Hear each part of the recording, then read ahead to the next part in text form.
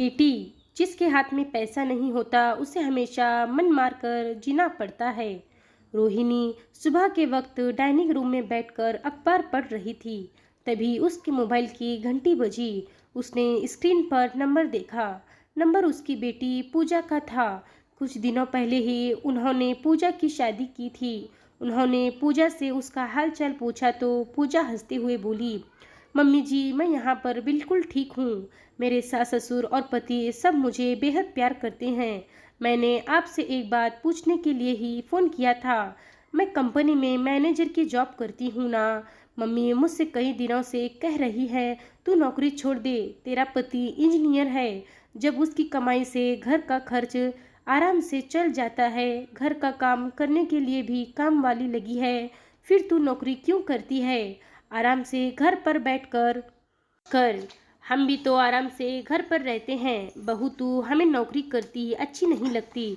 अब बताओ मैं क्या करूं? नौकरी करूं या छोड़ दूं? यही पूछने के लिए मैंने आपको फ़ोन किया था। पूजा की बात सुनकर उसकी मम्मी उससे बोली, बेटा ऐसी गलती कभी मत करना। यदि आत्मसम्मान से जीना है तो अपनी नौकरी कभी मत छोड़ना।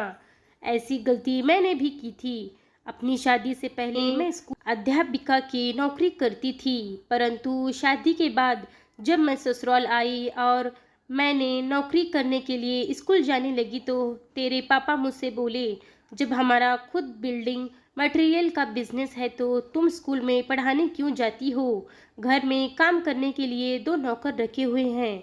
तुम्हें तो आराम से घर पर रहना चाहिए। पति की बातें सुनकर मैंने बगैर सोचे समझे अपनी अच्छी वाली अध्यापिका की नौकरी छोड़ दी। कुछ समय तक तो घर में खुश रही थी, परंतु एक दिन जब मेरी छोटी बहन की शादी थी तब मैं उसे भेंट में एक अच्छी सी साड़ी देना चाहती थी।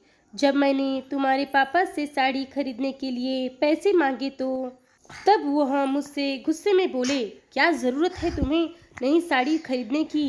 तुम्हारे पास बहुत साड़ी पड़ी हैं, उनमें से दे दो। जब मैंने उनसे कहा कि मेरी सारी साड़ियाँ पुरानी फैशन की हैं, मैं उसे नए डिज़ाइन की साड़ी देना चाहती हूँ, तब वह मुझसे गुस्से में बोले, यदि दान करने का इतना ही शौक है तो खुद कमा कर दान करो। मैं किसी को दान करने के लिए पैसे नहीं कमाता।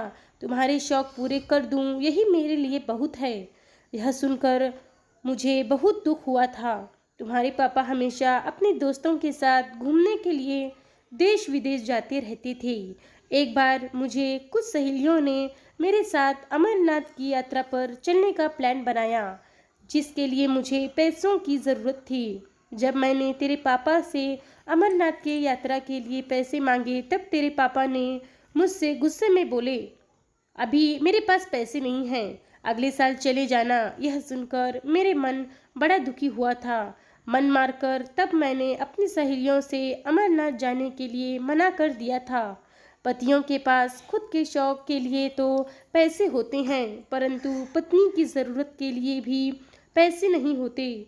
छोटे छोटे ज़रूरत के सामान के लिए भी पति के सामने हाथ फैलाना बेहद बुरा लगता है। अपनी नौकरी छोड़ने के बाद मैंने जीवन में यही सबक सीखा, बेटी यदि जीवन में खुश रहना है तो अपनी नौकरी कभी मत छोड़ना। जिसके हाथ में चार पैसा रहता है वह अपने हर अरमान पूरे कर लेता है। बेटी, जिसके हाथ में पैसा नहीं रहता उसे हमेशा मन मारकर जीना पड़ता है।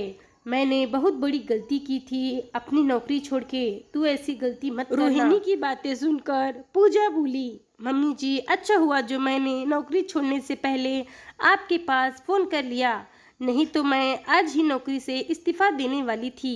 आपको जो जीवन में सबक मिला उसे मैं हमेशा याद रखूंगी। कहानी के बारे में आपकी क्या राय है कमेंट कर ज़रूर बताएं।